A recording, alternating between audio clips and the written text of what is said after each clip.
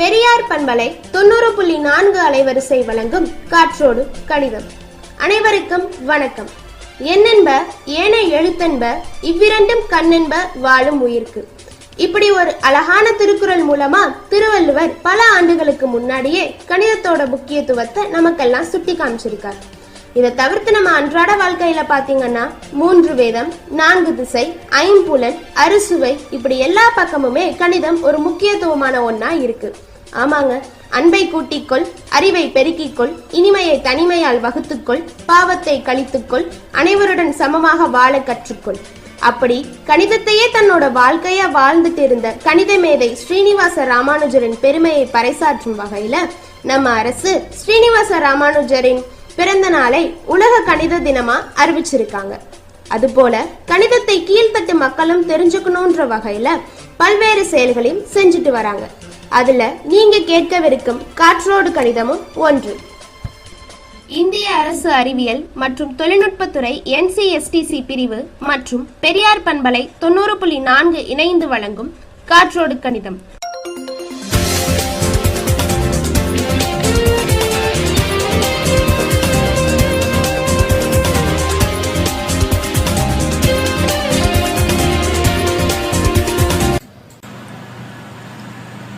வணக்கம் நேயர்களே, நீங்கள் கேட்டுக்கொண்டிருப்பது பெரியார் சமுதாய வானொலி 90.4 காற்றோடு கணிதம்.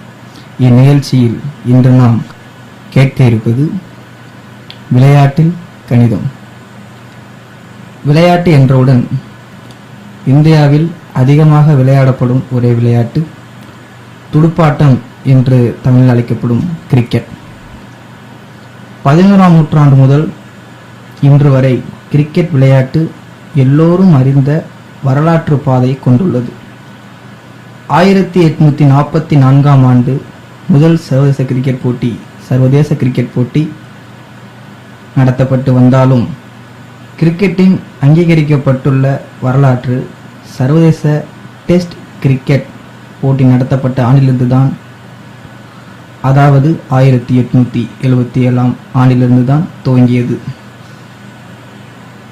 இந்த காலகட்டங்களில் இங்கிலாந்தில் மட்டும் விளையாடப்பட்டு வந்த அந்த ஆட்டம் தற்போது தொழில் ரீதியில் காமன்வெல்த் நாடுகள் எங்கும் விளையாடப்பட்டு வருகின்றது. இந்த கிரிக்கெட் எங்கிருந்து துவங்கப்பட்டது? ஆரம்ப கால கிரிக்கெட்டின் பிறப்பிடம் இது எங்கிருந்து ஆரம்பிச்சிருக்கும்? அதனை பற்றி சிறு தொகுப்பினை கேட்போம். கிரிக்கெட் எங்கு ஆரம்பித்தது, யாரால் தோற்றுவிக்கப்பட்டது என்பதற்கு ஆதாரம் இல்லை. இது யாராலும் அறியப்படாத ஒரு உண்மையாகும். கிரிக்கெட் எப்படி தோன்றியது என்பதற்கு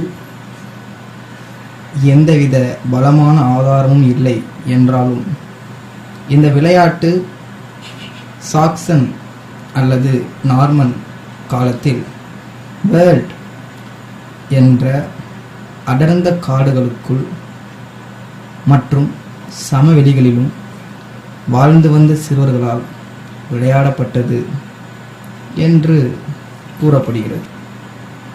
இடைக்காலங்களில் வேர்ல்ட் பகுதியின் மக்கள் சிறு வேளாண்மை தொழிலிலும் உலோக பொருட்களை கொண்டு வேலை செய்யும் தொழிலிலும் ஈடுபட்டிருந்தனர். 17ஆம் நூற்றாண்டு வரை பெரிதும் குழந்தைகள் விளையாட்டாக இருந்த இந்த கிரிக்கெட் இந்த நூற்றாண்டில் பெரியவர்களாலும் விளையாடப்பட்டது. குழந்தைகளால் கண்டுபிடிக்கப்பட்ட கிரிக்கெட் விளையாட்டு பல தலைமுறைகளுக்கு அவ்வாறே இருந்து வந்தது. 17ஆம் நூற்றாண்டிற்கு முன்னர் பெரியவர்கள் இந்த ஆட்டத்தை ஆடினார்கள் என்று நம்மால் கேள்விப்பட முடியவில்லை.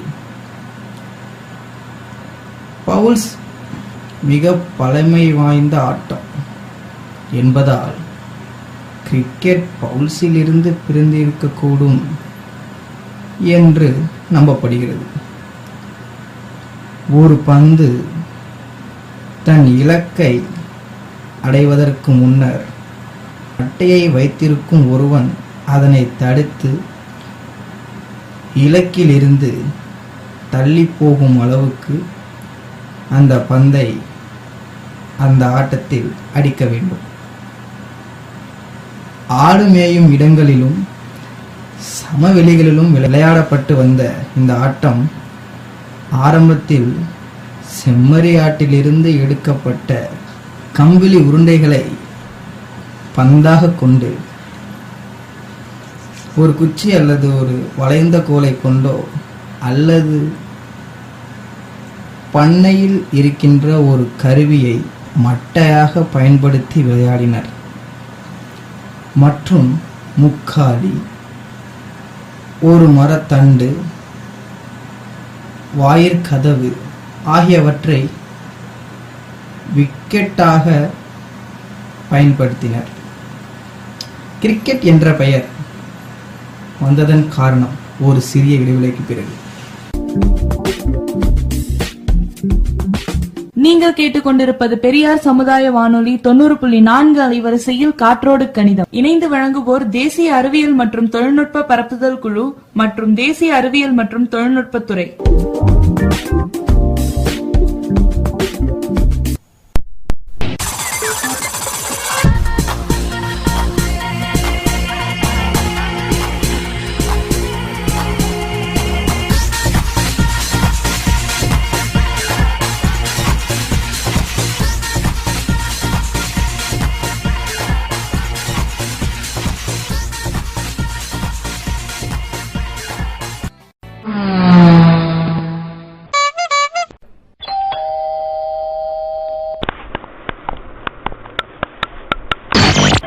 ஒரு 5 வரலும் ஒன்னா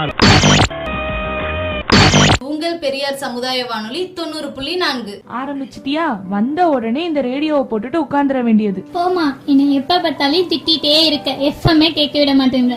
அடடா, என்ன சண்டைங்க? பாருடி இவள, எப்ப பாரு பள்ளிக்கூடத்துல இருந்து வந்த உடனே இந்த ரேடியோ போட்டியை போட்டுட்டு உட்கார்ந்துக்கிறா. ரேடியோல வெறும் பாட்டு மட்டும் தான் போடுவாங்கன்னு நினைக்கிறீங்க? அதெல்லாம் இல்லவே இல்லக்கா. நம்ம பெரியார் சமுதாய வானொலியில பெரியவங்களுக்கு, குழந்தைங்களுக்கு எல்லாருக்கும் பயன் தரக்கூடிய நிறைய நிகழ்ச்சிகள் போட்டுட்டு இருக்காங்க. அதுலயும் காற்றோடு கணிதம் அப்படிங்கிற ஒரு நிகழ்ச்சி எல்லாருக்குமே பயன் தரக்கூடியதா இருக்கு. அப்படியா? நான் ரேடியோனா வெறும் பாட்டு மட்டும் இல்ல போடுவாங்கன்னு நினைச்சுக்கிட்டு இருந்தேன். இந்த மாதிரி பயன் தரக்கூடிய நிகழ்ச்சிகள் எல்லாமும் போடுறாங்களா? அப்ப கேட்கலாமே. ஐயா ஜாலி, இனிமே நான் தினமும் காற்றோடு கணிதம் நிகழ்ச்சி கேட்பேனே.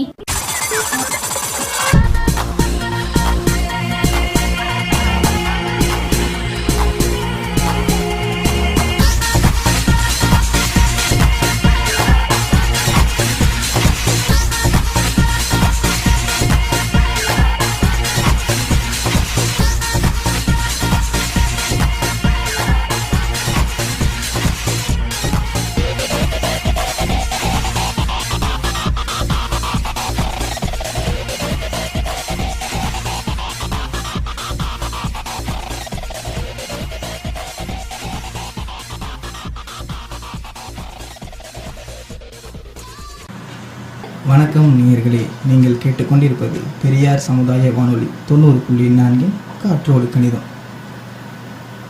இடைவெளிக்கு பிறகு கிரிக்கெட் என்ற பெயர் வந்ததன் காரணம் எல்லாரும் எதிர்பார்த்துட்டு இருந்திருப்பீங்க. கிரிக்கெட் என்ற சொல்லுக்கு நிறைய மூலங்கள் இருப்பதாக கூறப்படுகிறது. என்றாலும் பழமை வாய்ந்த ஆட்ட வரலாற்றில், அதாவது 1598ஆம் ஆண்டில் இந்த விளையாட்டு கிரிக்கெட் என்று அழைக்கப்பட்டது. அதாவது கிரிக்கெட் என்று இப்போ அழைக்கப்படும் இதே விளையாட்டு கிரேக்கேட் என்று அழைக்கப்பட்டது. இடைக்கால டச் மொழியில் கிரிக் என்ற சொல்லுக்கு குச்சி என்ற பொருள் தரும். மேலும் தென்மை ஆங்கிலத்தில் கிரிக் அல்லது கிரைசி ஊன்றுகட்டை அல்லது கம்பு என்ற பொருளை தருகின்றது.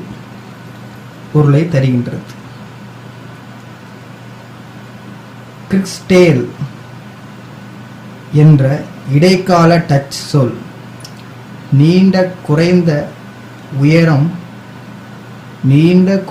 உயர முக்காலிகளை குறிக்கிறது. இவை தேவாலயங்களில் முட்டி போட்டு வேண்ட உதவியாக இருந்தன. இந்த முக்காலியை போலவே 3 தட்டுகள் விக்கெட் வீழ்த்த ஆரம்ப கிரிக்கெட்டில் உபயோகப்படுத்தப்பட்டது. அதாவது 3 கட்டைகள்னு சொல்லும் போதே உங்களுக்கு தெரியும், ஸ்டம்ப், அதை தான் அப்படி சொல்லியிருக்காங்க. போன் பல்கலைக்கழகத்தை சேர்ந்த ஹேனர் ஹில்மேச்சர் என்ற மொழியியலாளர் கிரிக்கெட் இடைக்கால டச் மொழி மெத்தே சென் என்ற சொல்லை கொண்டு உருவானது என்று குறிப்பிடுகிறார். இது ஆட்டத்தில் உள்ள டச் தொடர்பை குறிக்கிறது. இன்னொரு வழியில் பார்க்க போனால் county of Flanders duchy of Burgundy உடன் வணிக தொடர்பு கொண்டிருந்த போது இடைக்கால டச் சொற்கள் தென்கிழக்கு இங்கிலாந்துக்குள் ஊடுருவி இருக்கலாம் என்று நம்பப்படுகிறது. ஆதாரபூர்வமான சில குறிப்புகள், அதாவது இதை முதல் குறிப்பு என்று கூட சொல்லலாம். கில்போர்ட்டில் உள்ள தி ராயல் கிராமர் ஸ்கூலில் ஜான் டெரி கிரிக்கெட் ஆடினார்.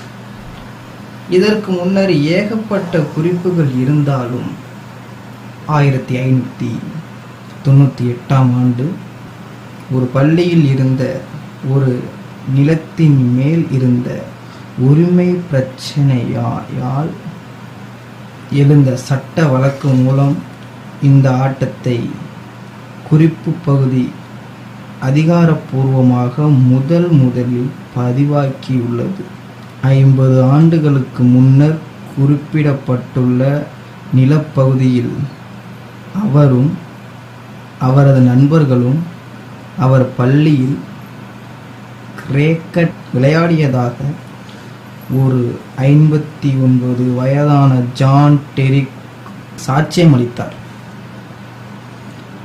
இவர் இறப்புகளை பரிசோதனை செய்யும் ஒரு ஆய்வாளர். இந்த பள்ளி ராயல் கிராமர் ஸ்கூல் கில்போர்ட் ஆகும். மேலும் திரு டெரிக்கின் சாட்சியம் இந்த விளையாட்டு சர்வேவில் 1550ஆம் ஆண்டு முதல் விளையாடப்பட்டு வருகின்றது என்று ஐயம் இன்றி நிரூபிக்கப்பட்டுள்ளது. நீங்கள் கேட்டுக்கொண்டிருப்பது பெரியார் சமுதாய வானொலி 90.4 அலைவரிசையில் காற்றோடு கணிதம். இணைந்து வழங்குவோர் தேசிய அறிவியல் மற்றும் தொழில்நுட்ப பரப்புதல் குழு மற்றும் தேசிய அறிவியல் மற்றும் தொழில்நுட்பத்துறை.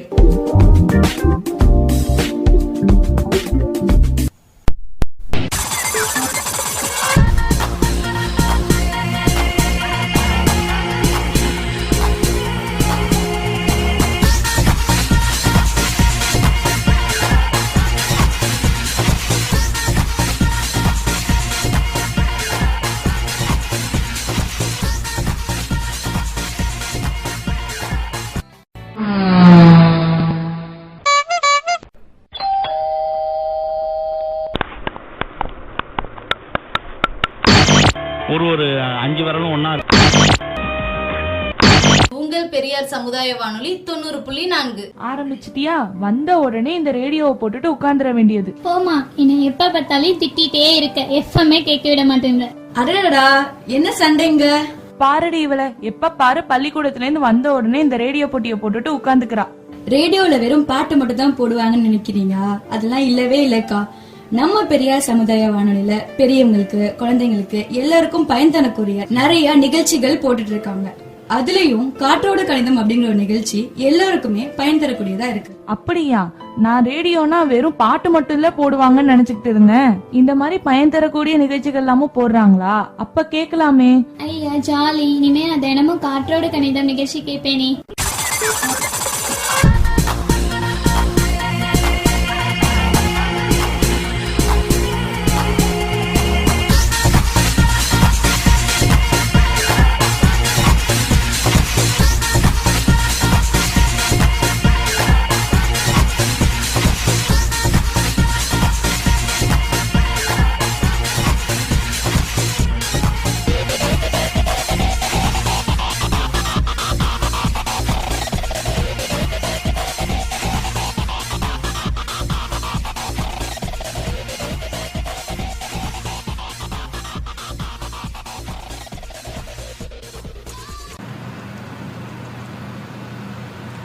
முதலில் பெரியவர்கள் விளையாடியதாக இருந்த குறிப்பு 1611 ஆண்டை காட்டியது.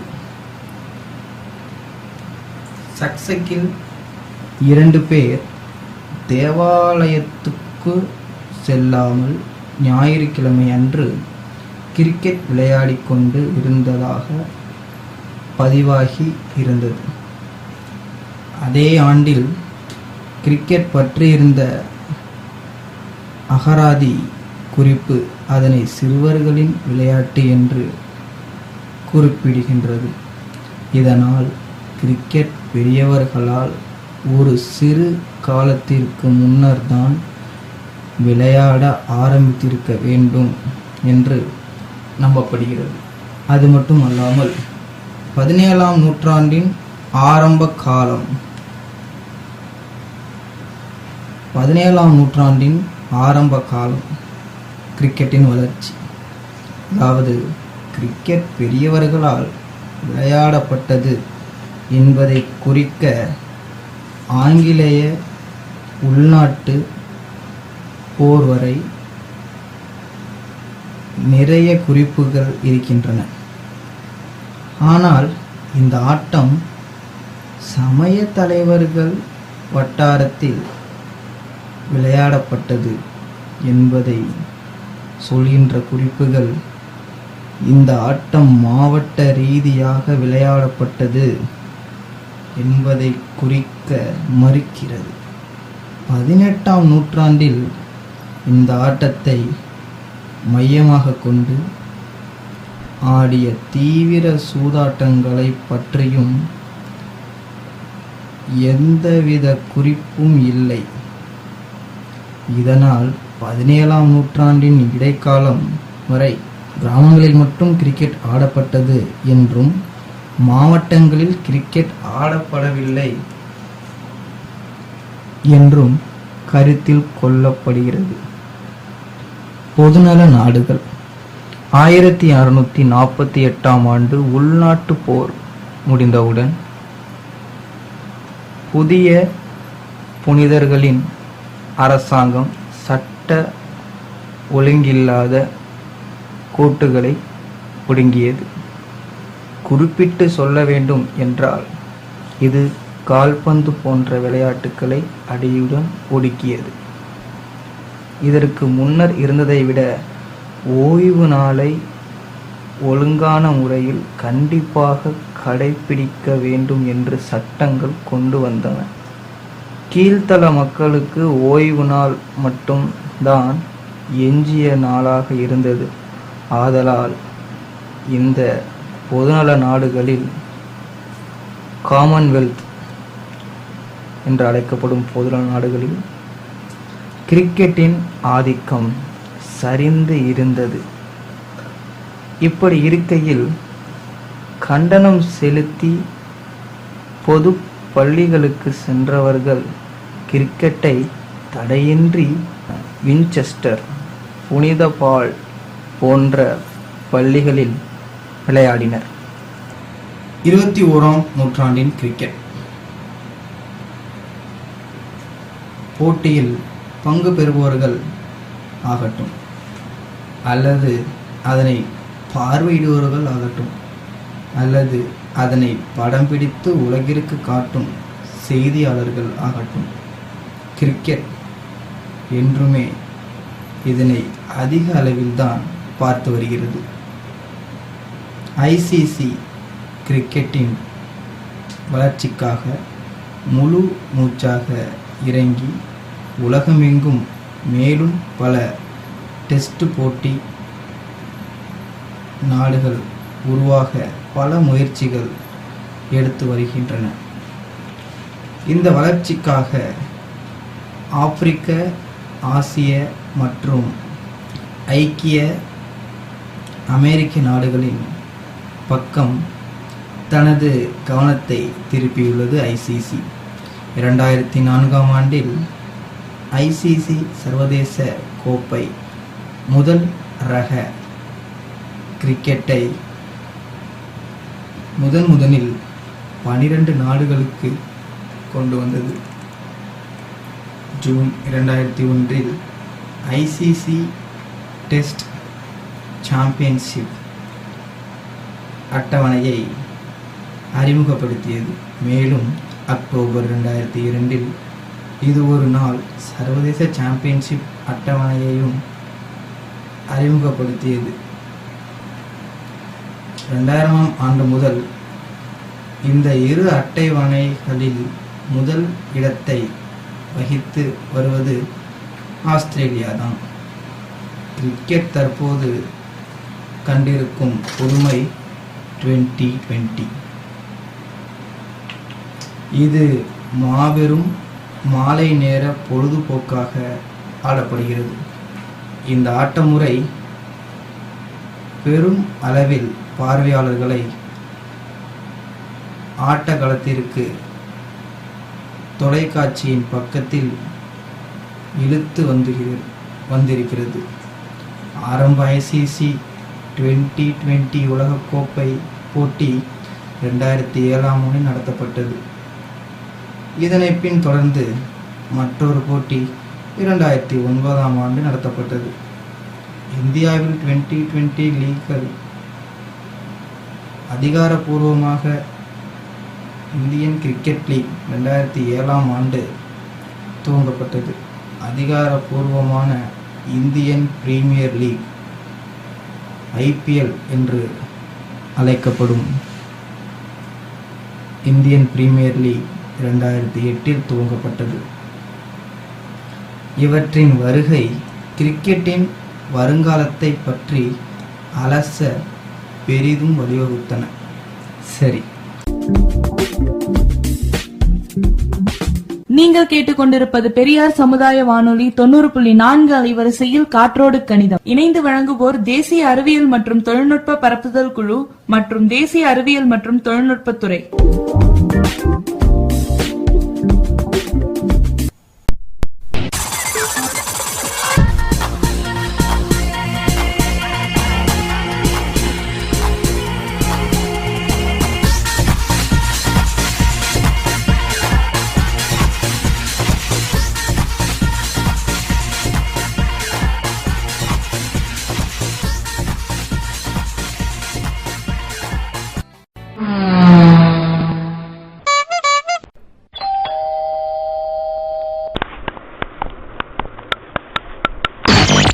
ஒரு 5 விரலும் ஒன்னா இருக்கு.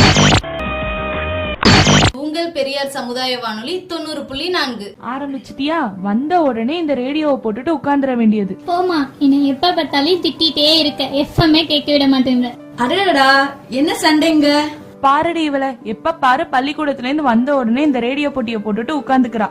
ரேடியோல வெறும் பாட்டு மட்டும் தான் போடுவாங்கன்னு நினைக்கிறீங்க? அதெல்லாம் இல்லவே இல்லக்கா. நம்ம பெரியார் சமுதாய வானொலியில பெரியவங்களுக்கு, குழந்தைங்களுக்கு எல்லாருக்கும் பயன் தரக்கூடிய நிறைய நிகழ்ச்சிகள் போட்டுட்டு இருக்காங்க. அதுலயும் காற்றோடு கணிதம் அப்படிங்கிற ஒரு நிகழ்ச்சி எல்லாருக்குமே பயன் தரக்கூடியதா இருக்கு. அப்படியா? நான் ரேடியோனா வெறும் பாட்டு மட்டும் இல்ல போடுவாங்கன்னு நினைச்சுக்கிட்டு இருந்தேன். இந்த மாதிரி பயன் தரக்கூடிய நிகழ்ச்சிகள் எல்லாமும் போடுறாங்களா? அப்ப கேட்கலாமே. ஐயா ஜாலி, இனிமே நான் தினமும் காற்றோடு கணிதம் நிகழ்ச்சி கேட்பேனே.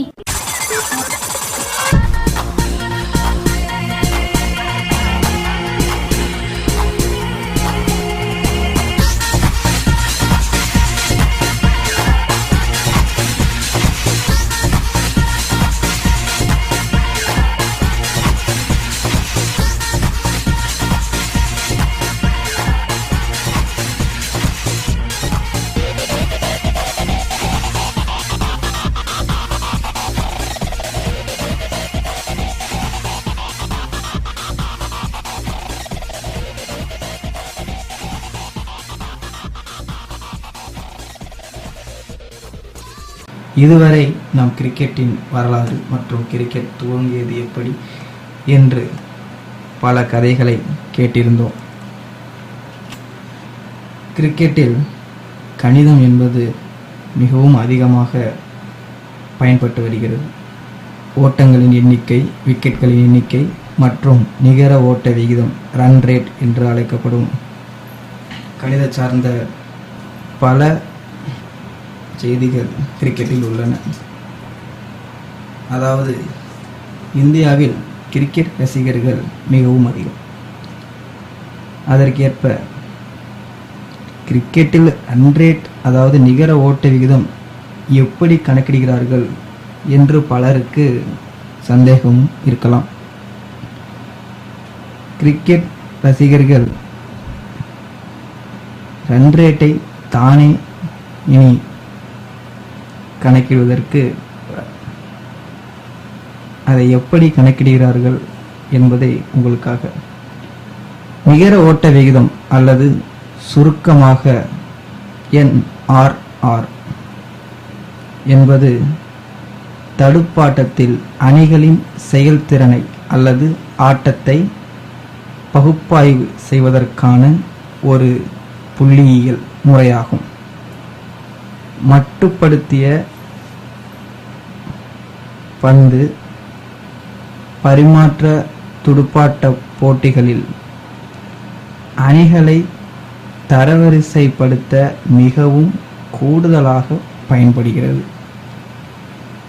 ஒரு தனி ஆட்டத்தில் நிகர ஓட்ட விகிதமானது ஒரு பந்து பரிமாற்றத்திற்கு அவ்வணி எடுக்கும் ஓட்ட விகிதத்திலிருந்து எதிரணி எடுக்கும் ஒரு பந்து பரிமாற்றத்திற்கு எடுக்கும் ஒரு ஓட்ட விகிதத்தை கழித்து பெறுவதாகும். விரிவான விளக்கத்தை உங்களுக்காக. ஓர் அணியின் ஓட்ட விகிதம் என்பது அவ்வணி எடுத்த ஓட்டங்களை அவ்வணி எதிர்கொண்ட அதாவது எதிரணி எதிர்கொண்ட பந்து பரிமாற்றங்களால் வகுத்து பெறுவதாகும். ஒரு பந்து பரிமாற்றத்திற்கு 6 பந்துகள் இருப்பதால் இவ்வாறு கணக்கிட ஒவ்வொரு பந்தும் 1/6 பந்து பரிமாற்றமாக எடுத்து கொள்ளப்படுகிறது. வழமையான துடுப்பாட்டத்தில் அதாவது கிரிக்கெட்டில் இது ஒரு ஓவராக கொள்ளப்படுகிறது. ஒரு ஓவர் என்றால் 6 பந்துகள். ஒரு அணியானது 50 ஓவர்கள் பரிமாற்றங்களில் அதாவது 250 ஓட்டங்கள் எடுத்தாயும் அந்த ஓட்ட விகிதம் 250/50 என்று கணக்கிடப்பட்டு இந்த ஓட்ட எண்ணிக்கையை அவ்வணி 47.5 பந்துகள் 47.5 ஓவர்கள் பரிமாற்றங்களில் எடுத்திருந்தால் அவர்களது ஓட்ட விகிதம் 5.22 இருக்கும். நிகர ஓட்ட விகிதத்தின் கருத்துக்கோளானது எதிரணியின் இறுதி ஓட்ட விகிதத்தை அவ்வணியின் ஓட்ட விகிதத்திலிருந்து நீக்கி பெறுவதை மையப்படுத்தியுள்ளது. இதில் உள்ள ஒரு சிக்கல் ஏதேனும் அணி மட்டுப்படுத்திய ஓவர் பரிமாற்றங்களை முழுமையாக ஆடாத அனைத்து இலக்குகளையும் இழக்கும்போது அவர்கள் எதிர்கொண்ட பந்துகளை கொண்டு வகுக்காமல் முழுமையான பந்து பரிமாற்றங்கள் அதாவது ஓவர் பரிமாற்றங்களால் வகுக்கப்படுகிறது. அதாவது ஒரு நாள் பன்னாட்டு துடுப்பாட்டத்தில் அதாவது ஒரு நாள் இன்டர்நேஷனல் கிரிக்கெட் போட்டியில் 50 ஓவர்கள் பரிமாற்றங்களினாலும் 20 20-20 போட்டிகளில் 20 ஓவர்கள் பரிமாற்றங்களினாலும் வகுக்கப்படுகின்றது. வழமையாக ஒரு பருவத்தில் அணிகள் பெற்ற ஓட்டங்களுக்கு ஓவர் பரிமாற்றங்களுக்கும் கீழ்க்கண்டவாறு தொகுக்கப்பட்டு போட்டி பட்டியலில் அணிகள் ஒப்பிடப்படுகின்றன. அதாவது தற்போதைய ரன் ரேட், அதாவது நிகர் ஓட்ட மதிப்பீடு. என்ன நேயர்களே, இன்று கிரிக்கெட்டை பற்றி மட்டும் இல்லாமல் நிகர் ஓட்ட மதிப்பீட்டை பற்றியும் தெரிந்து கொண்டீர்கள். அதாவது கணிதம் எல்லா இடத்திலும் உள்ளது, விளையாட்டிலும் உள்ளது என்பதை நீங்கள் புரிந்து கொண்டிருக்கலாம். இதேபோல் இன்னும் பல கணிதங்கள் பொருந்திய பல விளையாட்டுகளோடும் மற்ற துறைகளிலிருந்தும் நிறைய நிகழ்ச்சிகள் கொடுப்பதற்காக காத்திருப்பது உங்கள் யுவராஜ். கேளுங்கள் கேளுங்கள், கேட்பதை சிந்தியுங்கள், சிந்திப்பதை செயலாற்றுங்கள், செயலாற்றுவதை வாழ்வாக்குங்கள். நீங்கள் கேட்டுக்கொண்டிருப்பது பெரியார் சமுதாய வானொலி 90.4 காற்றோடு கணிதம்.